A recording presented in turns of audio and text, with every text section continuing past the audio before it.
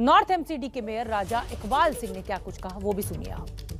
कि supreme court ने फिलहाल कह दिया है कि 2 हफ्ते बाद इस मामले पर सुनवाई होगी, लेकिन तब तक वहां पर जो यथास्थिति है उसको बरकरार रखना होगा। इस पूरे मामले में बातचीत के लिए हमारे साथ उत्तरी दिल्ली नगर निगम के मेयर राजा इकबाल सिंह हैं। सर, जो कल कार्रवाई हुई है उसके बाद से कोर्ट में मामला चला, कोर्ट ने अब कह दिया कि 2 हफ्ते बाद हम सुनवाई करेंगे।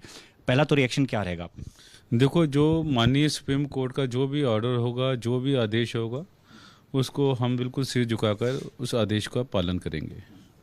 लेकिन कोर्ट ने कई सारी टिप्पणियां भी की हैं। कोर्ट ने ये कहा है कि जिस तरीके का नोटिस की चर्चा चल रही थी कि नोटिस नहीं दिया गया, लोग ये कह रहे थे कि 15-20 सालों से हमारे मकान थे, तब कोई कार्रवाई नहीं की गई। इस पूरे मुद्दे पर आप क्या कहना चाहेंगे? देखो, ऐसा है, जो भी काम हुआ है वो बिल्कुल लीगल वे से हुआ है। बाकी जो भी जवाब है हम कोर्ट में देंगे।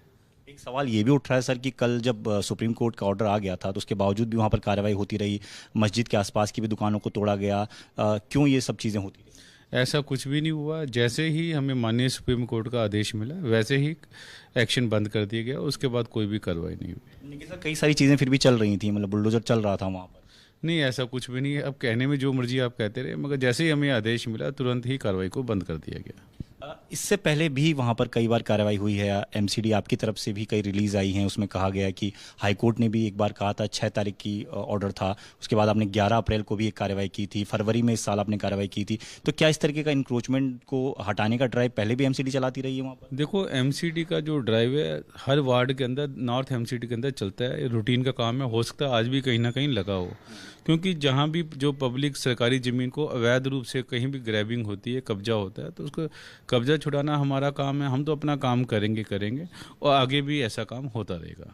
कुछ लोग ऐसे भी सामने आए जिन्होंने बहुत सारे डॉक्यूमेंट्स दिखाए। उन्होंने कहा कि डीडीए की ज़मीन पर हमने इस तरह के मकान बनाए थे, डीडीए का लेटर दिखा रहे थे और तमाम दस्तावेज दिखा रहे थे, उसके बावजूद भी कार्रवाई की गई। देखो, कोई भी हमारी कार्रवाई ऐसी आनन फानन में नहीं की। अब हर चीज़ का हम जवाब कोर्ट में देंगे।